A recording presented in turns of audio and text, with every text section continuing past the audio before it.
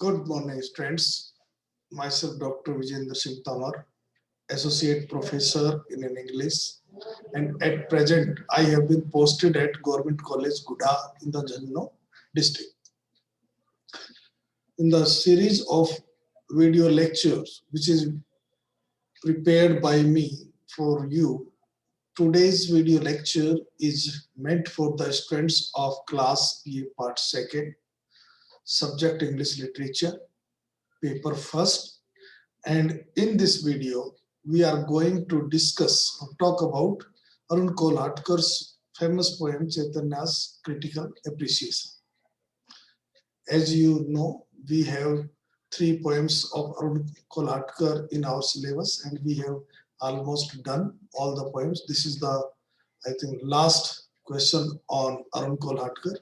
So once again, we should talk about the author or the poet. Arun Kolatkar was born in 1932 in Maharashtra, and he, being an Indian, he was composing poems from the early part of his life in his mother tongue, that is in Marathi. Later on, he also started composing poems in English. So we can say that he is a bilingual poet. Bilingual means a poet who writes poems in 2 languages, and that is in Marathi and in English. Fortunately, or what is most important thing about him is that he has achieved eminence. He has become very popular in both the languages. As he writes in English, so we can say he is an Indo-Anglian poet, and his contribution in Indo-Anglian poetry is considerable, and it is on the strength of that contribution that he is now reckoned among dozen or so major Indo-Anglian poets. He is famous for his 2 long poems in English. The first is The Boat Ride and second is Jejuri. Both of these poems are, you can say, are collection of many sections, or they consist of many sections or sequence, you can say. Particularly his poem Jejuri is very popular, and it was composed by him in 1976. This poem is about Jejuri. Jejuri is a famous place in Maharashtra, to the southeast of Pune. And for this poem, he was awarded, or he was honored with the Commonwealth Prize for Poetry in 1977. The poems in these 2 poems are small, but they are pensive as well as realistic in nature. Now this famous poem, Jejuri, consists of about 31 sections. And we have read 3 sections. First, the bus and old woman, and now the Chaitanya. So Chaitanya is one of the poem which included in his long poem Jejuri. The poet has based this poem on a popular legend about Chaitanya. Chaitanya was a religious saint. He is very popular in India, though he was born in Bengal, but he traveled on foot throughout India. So, and there are many authors who has written about him, about his life, about his achievements. we can say religious books, which were composed by many authors, tell us that Chaitanya was a godly person. He undertook journeys on foot through the shrines of the country. During his visit, he also paid visit to Jejuri. He was a devotee of Lord Krishna.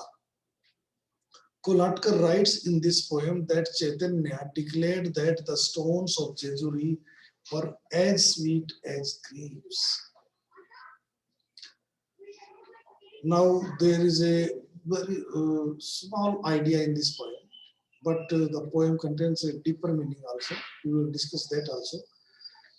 If we talk at the surface level, we find while eating grape, we spit out the seed. In the present case, Chaitanya put a piece of stone in his mouth, and when he spat it out of his mouth, it became as holy as goats. The idea is that the very stones of Jejuri are as holy that each stone has in it the power and the energy to split itself into a large number of goats. Each stone at Jejuri being sacred, pious, it can give rise to a number of gods. This is the idea which is stated in this poem.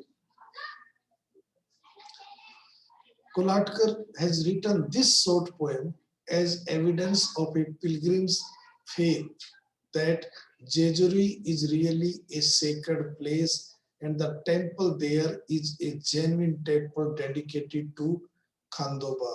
Khandoba is the god to whom the temple, the main temple of Jejuri is dedicated. In fact, pilgrims to Jejuri believe that every stone lying around the temple is as holy as a god, and that every stone there can produce not one god but many of them. This short poem is a satire on the blind faith of Maharashtrians or Indians or anyone who believe in the uh, religion, particularly about Jejuri. In the legends relating to the temple of god Khandoba, the Maharashtrians genuinely believe that the temple at Jejuri, with its stone and bronze image and statues of not only Khandoba but of several other deities, is holy place where worship must be offered. Means there are many temples and each temple is dedicated to some god or other god, and they all have a kind of impact on the Indians, particularly the people of Maharashtra, and they have faith in the heart of people of India. According to Chaitanya, the stones at Jejuri are sweet like grapes. But when we eat grapes, we keep throwing out from our mouths the seeds which we do not eat or which are not edible. In the case of Jejuri, even if a pilgrim puts a stone into his mouth, what he would throw out not be any seeds but goats. In other words, every stone at Jejuri has the makings of a large number of goats. The poet has used the weapon of irony to ridicule the blind faith of the people who visit Jejuri out of faith. The idea in this poem has been attributed to saint by the name of Chaitanya in order that the idea may appear to be authoritative and therefore credible and valid. The poet wants to say something and he has stated that through the mouth of great saint Mahaprabhu, Chaitanya Mahaprabhu, so that it appears authentic and credible. Actually, the name of Chaitanya used here to support and strengthen the idea deepens the irony. Here we have one of the most amusing poems in the whole sequence, and the brevity and compactness of the poem.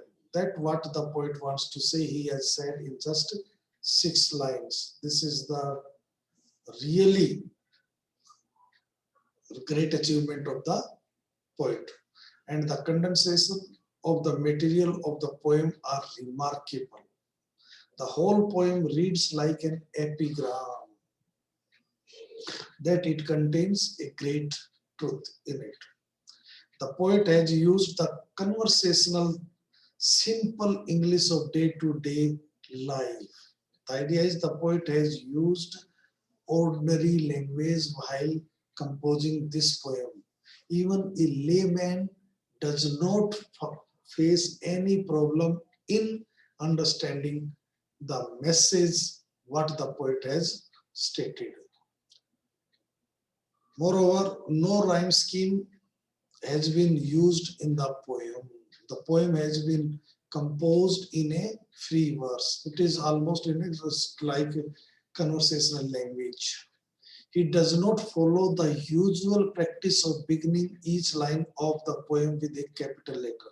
It is a tradition that in traditional poems we find every line of the poem begins with a capital letter, but this tradition is not followed in this poem. The simile in the first line, sweet as grapes, is very appropriate and highly suggestive. It put the idea into mind clearly. On the whole, this small poem is one of the creditable achievements of Arun Kolhatkar. Means we can compare him with Bacon, who used to compose, condense great ideas in fewest possible words. The same thing has been, in particularly in this poem, adopted by the poet Arun Kolhatkar. And in short or in a word, the poet has achieved what he wanted to achieve in a very attractive manner. Thank you very